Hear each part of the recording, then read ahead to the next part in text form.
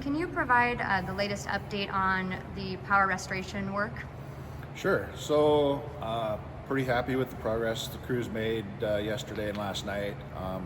It was nice to see that we were under 3,500 meters out this morning, so a little bit better than I had expected that we were going to get, but I'm happy to see it this morning. So, we're doing really good. We have focused in a lot of the same areas today because we still have lingering outages all over our system. So we're going to be putting in a good hard day today. Our crews are energized to start trying to get this thing wrapped up. So quite a lot of system damage that we're seeing, a lot of wire on the ground, obviously a ton of trees through different parts of our system, a lot of broken poles. Can you just sort of walk us through what the process is that a crew has to go through to make a major repair, like a broken pole, for instance? Sure. So you're right. We're seeing a lot of that. The good thing is we've had tree crews in a lot of our areas, so we've gotten a lot of the trees already cleaned up for our guys to go in and just do the damage repairs. So simple repairs with the wire doesn't take a lot of time, but fortunately the poles take a lot longer. So usually those kind of get saved till the end, just because they are such a time sink. Because first off, we have to call in locates. And locates can take a couple hours just for them to show up. So we're trying to do that ahead of time for all the ones that we know, so we can, when we know we're going to be going out there, we can get those done and get ahead of the crews. And then it just takes, typically, every pole is different depending on if it's just simple and just what we call a tangent structure where it's just in line. But if you start adding angles to poles or corners on poles, it starts to complicate that process even more. So simple poles take 4 to 6 hours, and more complicated ones can take anywhere 8 to 12 hours to just change a single pole. And especially if there's a transformer on it and service, and they can take a lot of time. So that's why we save them for the end, is because they do take up crew time. But the good news is we are starting a crew on that today. We have changed a few out in some of our key areas that we needed to, but we're going to have a crew focused on starting to change some of those poles out so we can get some of these other areas that are still out back in power. Okay. And we understand that there have been some access challenges as well with downed trees needing to be cleared first, and what are crews dealing with on access? Yeah, I mean, people know what our system looks like. We have a lot of rugged terrain, a lot of trees, so sometimes it's just a matter of cutting your way into a location and that kind of stuff. The ground has starting to dry a little bit. We've seen kind of a taper off of moisture, so some of the mud that we were dealing with the first couple days and then we had a little bit of colder temps last night, so firming that ground up a little bit makes it's not easy to get these big line trucks in and around some of the system and that. So we're starting to get a little help there, but it's still going to be challenging. So one thing that we're getting a lot of questions about, how does my neighbor have power? My neighborhood has power, but I'm still out of power. What's going on? Can you explain a little, just briefly, how our system works and why people might be seeing that? Sure. So the system is a little bit complicated in that manner because we have lines that go multiple directions. They feed electricity in multiple directions.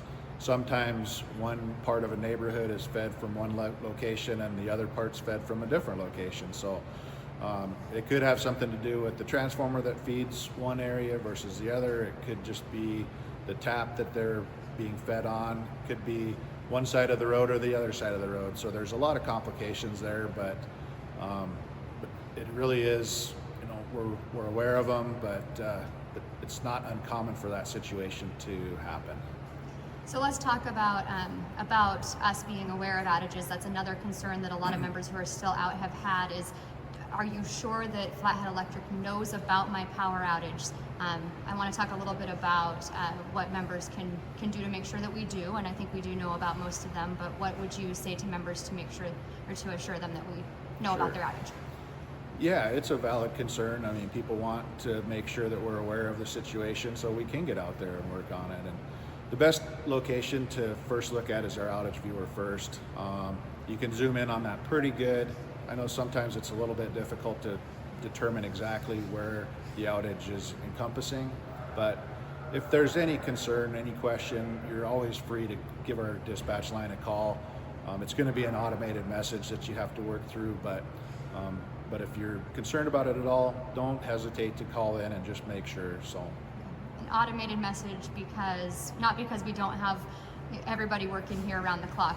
Certainly we do, but automated because they're prioritizing dispatching crews and dealing with safety issues and getting that power back on, right? Yeah, you betcha. So we leave our dispatchers and their lines of communications open for our crews to be calling in, reporting the issues they're having, and even when we do power restoration, they always call and check in to make sure everything's in the clear and it's ready to go. And that's how we update our maps too, is getting communications from our crews in the field. So we got to make sure those guys are available to take care of that business. Okay. So speaking of maps, we had reported that earlier in this outage, there was so much information coming in. Obviously floods of outage reports, and that the outage map was lagging behind in some cases. In some cases, there was some incorrect information on there. It was mostly pretty good information, but we did see a little bit of that. I think that's been taken care of. Can you talk about the status of the outage map at this point? Sure.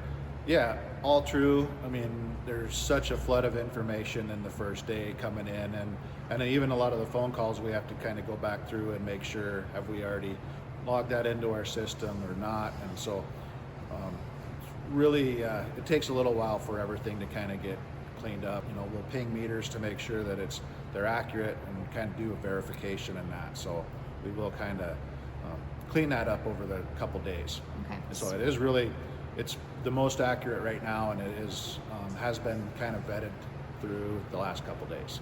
So at this point, that's really where people should go for the best, most up-to-date information about their specific outage. It is, absolutely. Right, so as of this point of recording, we are sitting at about 130, a little over 130 remaining separate outages on the system. So that's a big number of outages that still need attention. It's a little right around 3,500 meters that are still out without power. Yes, that's going to take a lot of work still, right? We're not out of the woods yet, but can you provide an update at this point on your estimate of how long it's going to take us to get all power restored following this storm? Unfortunately, we're probably still looking at a couple more days. I think we're going to make a big push today. We've got all our crews are out working right now.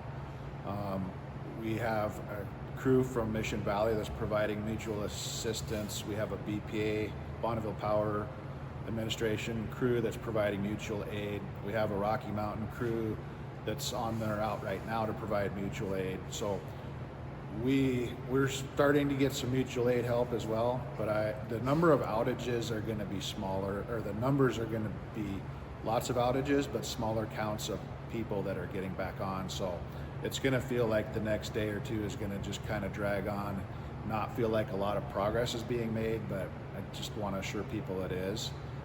Just because they're such small outages or smaller outages now, we're just not seeing the numbers come down as rapidly as we did the first couple days. So we're going to make a big push today. I've got 3 crews that are going to be working in the Essex area, really hitting hard on that.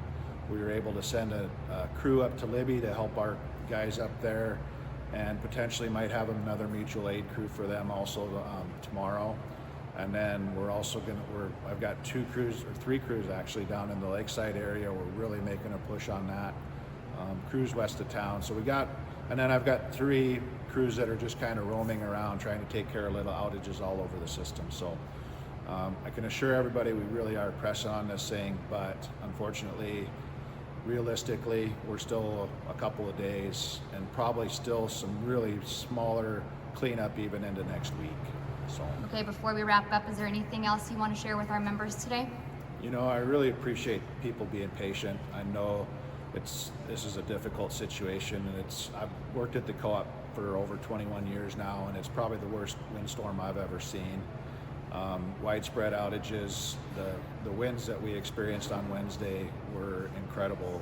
Nothing that I've ever experienced in my career. So I really want to express our appreciation for people being patient and understanding that it's taking a lot of time, and I know we're not out of the woods and it's going to take more time, but we're doing everything that we can. I've we've got guys working as hard as they can, not just our crews, but a lot of people even behind the scenes out trying to get ahead of our crews and our dispatchers and engineering staff. So we really do have a large team working on this thing, and we really are doing the best that we can. So please continue to be patient, give us, a little leeway, and we'll get you on as soon as we can.